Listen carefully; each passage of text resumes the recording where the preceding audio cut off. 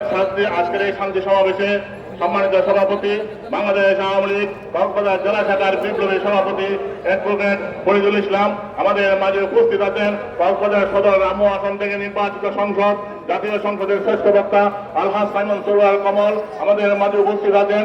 জেলা আওয়ামী লীগের সংগ্রামী সাধারণ সম্পাদক মুজিবুর রহমান উপস্থিত আছেন। মহেশখালী কুতুবদিয়া থেকে নির্বাচিত সংসদ আশিকুল্লাহ রহিম, পৌর আওয়ামী লীগের পৌরসভা সম্মানিত মেয়র মাহবুব রহমান সহ যারা আওয়ামী লীগ, যুবলীগ, ছাত্রলীগ নেতৃবৃন্দ, সদর উপজেলা আওয়ামী নেতৃবৃন্দ, বিভিন্ন সহযোগী সংগ্রাম নেতৃবৃন্দ সবাইকে সদর উপজেলা আওয়ামী লীগের পক্ষ থেকে জানাই মুজিবের শুভেচ্ছা এবং বিপ্লবী অভিনন্দন। সংগ্রামী ভাইয়েরা, এই বিএনপি জামাতুর সমস্ত আন্দোলন সংগ্রামে ব্যর্থ হয়ে আজকে কোটা আন্দোলনকে তারা হাইজ্যাক করেছে। তারা আজকে সেতু ভবনে আগুন দিয়েছে আপনার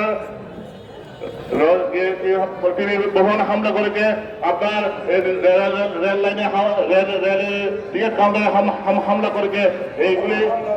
এইগুলি কোনো আমরা সাধারণ সরকার করছে না। আমি সাধারণ ছাত্রদের কাছে বিনয়ের সাথে অনুরোধ করবো, আপনারা আগামী দিনে দেশের ভবিষ্যৎ, আপনারা আগামী দেশের সম্পদ, আমাদের প্রান্তীয় নেত্রী জননেত্রী শেখ হাসিনা আজকে আপনাদের জন্য সমস্ত দোয়া করে রেখেছে, আপনাদেরকে এখানে আহ্বান জানিয়েছে। তাই আমরা বিএনপি জামাতুরের এসব অপকর্মে আপনার গিয়ে না হয়ে আমরা দেশের প্রতি শান্তিতে থাকুন এবং আগামীতে এই দেশকে এগিয়ে নিয়ে যাওয়ার জন্য, শেখ হাসিনার হাতকে শক্তিশালী করার জন্য সবাইকে ঐক্যবদ্ধ হওয়ার উদ্দেশ্য আহ্বান জানিয়ে আমার সঙ্গে বক্তব্য শেষ করছি।